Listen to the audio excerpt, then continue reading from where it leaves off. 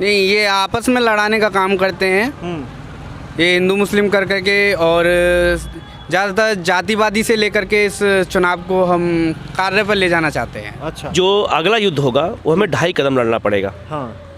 चीन से, पाकिस्तान से और हमारे देश से कुछ देशद्रोहियों से भी। तो उसके लिए जाहिर सी बात है कि योगी जी ज़्यादा सेट पड़ेंगे, क्योंकि स्ट्रेट फॉरवर्ड निर्णय लेने वाले व्यक्ति हैं। आपका नाम?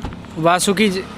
वासुकी जी, आपको मेरा नमस्कार। वासुकी जी, मेरा पहला प्रश्न है कि क्या 2024 में आप योगी आदित्यनाथ को एज ए प्रधानमंत्री देखना चाहेंगे? देखिए, प्रधानमंत्री किसी को हम देखेंगे वो में हमसे डिसाइड नहीं होगा, हाँ। उसको जनता डिसाइड करेगी किसको देखेंगे। नहीं, अभी समय है उसके लिए, वो बताएगी। इस पर कहना बहुत मुश्किल है, क्योंकि हमको लग रहा है हमारे पॉइंट ऑफ व्यू से कि यही बीजेपी के गवर्नमेंट मोदी को ही बनाएंगे चेहरा। अच्छा, मेरा ये अगला प्रश्न ये है कि जिस हिसाब से आप देख रहे हैं कि भारत पाकिस्तान या फिर भारत चाइना का जो है दिन ब दिन जो है विवाद बढ़ता जा रहा है, आपको लगता है कि योगी आदित्यनाथ अगर आते हैं, खुदा न खास्ता, तो वो और प्रखर होकर और अच्छे तरीके से इस समस्या को हैंडल कर सकते हैं? देखिए कि कोई भी हमारा फॉरेन पॉलिसी डिसाइड होता है तो फॉरेन पॉलिसी डिसाइड इस हिसाब से नहीं होता है कि हमारा प्रधानमंत्री या मुख्यमंत्री कौन है। ये जैसे आजकल के अब्बा उठ चुका है कि जब से मोदी जी आए हैं 2014 के बाद, तब से हमारा फॉरेन पॉलिसी अच्छा हो गया।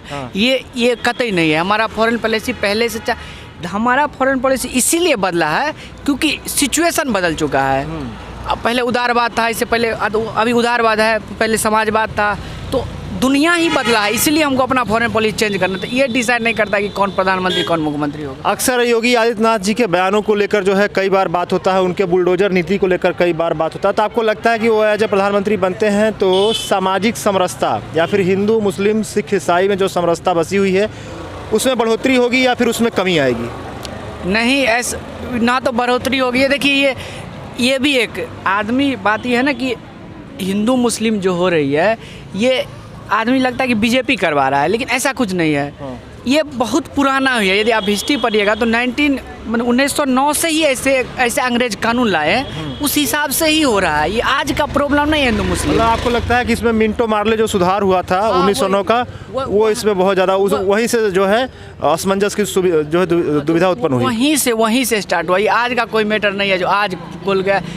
इसके लिए हमको मानसिकता बदलना पड़ेगा। सबसे पहले जनता, हम आप बदलेंगे, युवा बदलेगा, मानसिकता जागरूक होना पड़ेगा, शिक्षित होना। हाँ, ये इसमें वो गवर्नमेंट बहुत अच्छी बात। और देखिए, राजनीति, कोई भी राजनीति करता है राजनीति, तो राजनीति के लिए अपना एक वोट बैंक बनाने के लिए हर पार्टी यूज, चाहे वो कांग्रेस हो, बीजेपी हो या एटीसी, सब पार्टी यूज करता है कि हमको वोट बैंक बने, वो उसे बयान देता है। अच्छा। इसमें कुछ फर्क नहीं पड़ता। उसके लिए जनता का सुधारना पड़ेगा।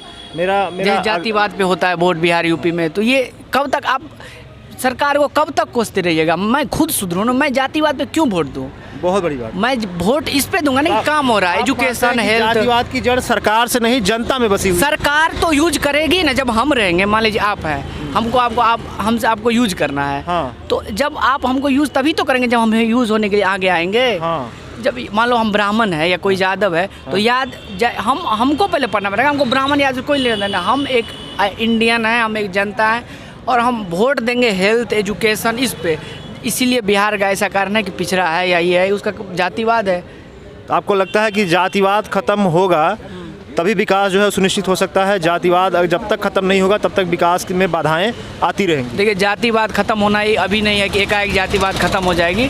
उसके लिए समय लगेगा, लेकिन जातिवाद भी खत्म होगा मानसिकता से धीरे। जैसे जैसे हम लोग नया पीढ़ी आ रहा है, एजुकेट सब हो रहे हैं, फिर पढ़ लिख रहे हैं, सब तैयारी कर रहे हैं, तो पता चल रहा है कि ये सोच से होगा। अच्छा, तो सवाल पूछने से होगा। सवाल पूछने से आजकल सवाल नहीं पूछता, आप सवाल पूछिए भाई। आप लोकतंत्र में लगता है क्या मीडिया स्वतंत्र है वर्तमान समय में?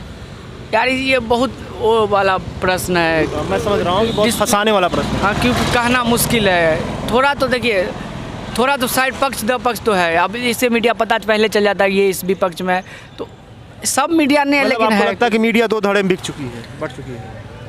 देखिए, इस पर कहना मुश्किल है, लेकिन आप कह सकते हैं कि एक पक्षी दिक्कत। यथार्थ तो यही है कि एक न्यूट्रल मीडिया की अभी भी जो बहुत कमी है। ऐसा नहीं है कि नहीं है, लेकिन जो होना चाहिए वो नहीं है। जबकि मीडिया हमारे 4th पिलर है, लोकतंत्र का चौथा वही है। चलिए, बहुत बहुत धन्यवाद, आपसे बात करके बहुत अच्छा लगा। बहुत बहुत धन्यवाद। नमस्कार। आप इसको नमस्कार कर दीजिए बस। नमस्कार। नमस्कार। तो मेरा आपसे पहला प्रश्न ये है कि क्या आप योगी आदित्यनाथ को 2024 में एज ए प्रधानमंत्री देखना चाहते हैं? 2024 में हाँ देना चाहता हूँ मैं, लेकिन अभी योगी जी से थोड़ा सा ज़्यादा का देखा जाए तो मोदी जी भी जो है अभी कैंडिडेट में हैं अभी वो दौड़ में, क्योंकि 10 साल काम किया उन्होंने। लेकिन मैं एज योगी जी को भी सीएम देखना चाहता हूँ, पीएम देखना चाहता हूँ मैं। जैसे अगर वर्तमान समय में आप देखेंगे कि पाकिस्तान और चीन से भारत की स्थिति दिन ब दिन नाजुक होती चली जा रही, कई लोग ऐसे कर रहे हैं कि एक कॉम्बिनेशन बन रहा है पाकिस्तान चीन का भारत के अगेंस्ट। आपको लगता है कि अगर योगी जी प्रधानमंत्री बनते हैं तो ये इस कॉम्बिनेशन को तोड़ सकते हैं या फिर इससे अच्छे तरीके से हैंडल कर सकते हैं? देखो, हमें योगी जी का एक काम बहुत पसंद आता है हाँ कि जो निर्णय लेते हैं वो घुमा फिरा के नहीं लेते हैं। हाँ जो निर्णय लेते हैं, जो कहते हैं वो स्ट्रेट फॉरवर्ड कहते हैं जी और राजनीति में स्ट्रेट फॉरवर्ड जो कहने वाले लोग होते हैं वो जाहिर सी बात है कि कुछ नीतियों में जाहिर सी बात है सफल होते हैं जी। और जहाँ तक चीन और पाकिस्तान की बात है तो अगर इंटरनेशनल की बात करें, इंटरनेशनल लेवल पे अगर आते हैं तो चीन और पाकिस्तान के इस संबंध को तोड़ना तो पड़ेगा ही, क्योंकि हमारे कई विद्वानों ने कहा, जो राजनीतिक विद्वान हैं उन्होंने कहा है कि जो अगला युद्ध होगा वो हमें 2.5 कदम लड़ना पड़ेगा चीन से, पाकिस्तान से और हमारे देश से कुछ देशद्रोहियों से भी। तो उसके लिए जाहिर सी बात है कि योगी जी ज़्यादा सेट पड़ेंगे, क्योंकि स्ट्रेट फॉरवर्ड निर्णय लेने वाले व्यक्ति हैं। ये देश के देशद्रोही, मतलब इसको थोड़ा सा डिफाइन करेंगे? देशद्रोही का मतलब ये है कि जो देश के अंदर रह करके और चीन और पाकिस्तान का गुण गाते हैं, मैं उनकी बात करना चाहता हूँ। कोई भी हो, कोई भी व्यक्ति हो, मतलब किसी भी जात, किसी भी धर्म, मतलब जात धर्म से मतलब नहीं है यार। मतलब यह है कि जो ऐसी विचारधारा रखते हो कि जो है उनके लिए मेरा कहने मतलब है। तो ये हमने ये मेरा सेंटेंस नहीं है, ये कई कूटनीतिज्ञों ने कहा है कि जैसे हमारे जो बिपिन रावत जी थे उन्होंने ये बात कही थी कि अगला युद्ध हम 2.5 कदम लड़ेंगे। बिल्कुल 2.5 कदम मतलब ये हो गया कि चीन, पाकिस्तान और देश के अंदर के लोगों से भी हमें लड़ना पड़ेगा। मेरा एक स्टेटमेंट आपसे सिर्फ ये पूछना है कि क्या आप योगी जी के शासनकाल में यह समझते हैं कि भारत जो है विश्वगुरु बन सकता है?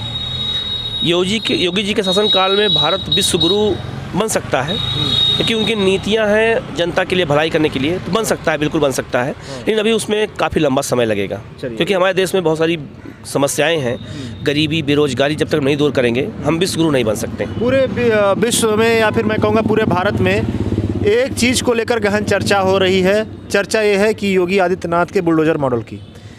आप योगी आदित्यनाथ के बुलडोजर मॉडल को आप मतलब किस तरह से देखते हैं? सकारात्मक देखते हैं, नकारात्मक देखते हैं, लोकतंत्र के समर्थन में देखते हैं या फिर उसके विरोध में देखते हैं? देखो, जो बुलडोजर का उनका मैटर आया था, ये तो उनकी एक पहचान बना दिया मीडिया ने कि जो है बुलडोजर बाबा। लेकिन जहाँ अतिक्रमण होगा वो कोई भी सरकार होती है वो गिराती है, ठीक है। बस उसका राजनीतिक इस्तेमाल किया गया बुलडोजर के नाम से। और राजनीतिक चुनाव में जो देखा होगा, जब चुनाव हुआ 22 का, उसमें भी उसका काफ़ी बोलबाला रहा। तो बुलडोजर, हम तो ये कहेंगे कि जो गलत काम किया हो, जो संपत्ति गलत तरीके से रखा हो, उस पर चलाना अच्छा नहीं, मतलब बुरा नहीं है। लेकिन जो गरीब लोग हैं, अगर कहीं अपराध करते हैं, छोटा मोटा कहीं अपराध करते हैं, कहीं कोई मान लो कि कहीं पर हड़ताल, कहीं कुछ हो गया, उनका घर गिराना लोकतंत्र के लिए अच्छा नहीं है। बिल्कुल, आप मतलब उसको सकारात्मक तौर पे भी देख रहे हैं, नकारात्मक तौर पे देख रहे हैं। अगर कोई घोर अपराधी हो, अगर उसका घर गिराया जा रहा है तो उसको आप सजग तौर पे देखते हैं। लेकिन अगर कोई जो है कि अपनी समस्याओं को लेकर सरकार के सामने अनशन कर रहा है, कुछ अगर इधर उधर की कुछ कदम उठा ले रहा है, उसके बाद उसका घर गिराया जा रहा है, तो उसकी समस्याओं को सिर्फ बढ़ाना होगा, बाकी उससे किसी प्रकार का हल नहीं निकलना। इससे आप गरीबी बढ़ा रहे हो जी, क्योंकि घर बनाना एक सपना होता है लोगों का। तो आप घर एक छोटे से अपराध के लिए नहीं गिरा सकते हैं। बहुत बड़ी बात कही, ठीक है, क्योंकि लोकतंत्र में जो है विरोध करने का अधिकार सबको है, घर गिराने का अधिकार नहीं। बहुत बड़ी बात, आपने बड़ी सजगता से अपनी राय रखी, इसके लिए बहुत बहुत धन्यवाद आपको, शुक्रिया। Thank you. आपको मेरा नमस्कार। नमस्कार। आपका नाम? अजीत सिंह। अजीत जी, मेरा आपसे पहला प्रश्न ये है, क्या आप 2024 में जो है योगी आदित्यनाथ को प्रधानमंत्री के तौर पर देखना चाहेंगे? नहीं। इसका कोई कारण? हिंदू मुस्लिम विवाद होते हैं और ज़्यादातर लोगों की सोच बदली जा रही है। अच्छा। सिर्फ राजनीति को काम से लेकर के ये हिंदू मुस्लिम या धर्मों पर लेकर आ रहे हैं, इसलिए। आपको लगता है कि योगी जी के आने से जो है जो धार्मिक समानता है या फिर असमानता, आपको लगता है कि धार्मिक जो है असमानता उसमें विस्तार होगा, मतलब बढ़ेगा वो? असमानता मतलब ये होता है कि जो एक दूसरे के बीच जो भेदभाव है, वो भेदभाव में बढ़ोतरी होगी। बिल्कुल बहुत ज़्यादा बढ़ोतरी होगी अगर योगी आदित्यनाथ आते हैं, तो मानसिकता लोगों की बहुत चेंज हो जाएगी। और हिंदू मुस्लिम बिल्कुल भी लोग पसंद नहीं करते, बट कुछ लोग ऐसे होते हैं जो पसंद करते हैं। आपको क्या लगता है कि जो मुस्लिम हो गए, सिख हो गए, ईसाई हो गए, क्या योगी आदित्यनाथ के कार्यकाल में सुरक्षित रह सकते हैं या फिर उनकी सुरक्षा को खतरा हो सकता है? नहीं, ये आपस में लड़ाने का काम करते हैं, ये हिंदू मुस्लिम कर करके, और ज़्यादातर जातिवादी से लेकर के इस चुनाव को हम कार्य पर ले जाना चाहते हैं। अच्छा, आपको लगता है कि योगी आदित्यनाथ अगर आ भी जाते हैं, खुदा न खास्ता आ गए, तो आपको लगता है कि पाकिस्तान चीन से जैसे इस समय भारत की स्थिति बनी हुई है, तो ये ज़्यादा अच्छे तरीके से जो है उसको हैंडल कर सकते हैं? इस बारे में मैं कुछ खास नहीं कह सकता। चलिए, बहुत बहुत धन्यवाद, आपसे बात करके बहुत अच्छा लगा। ओके।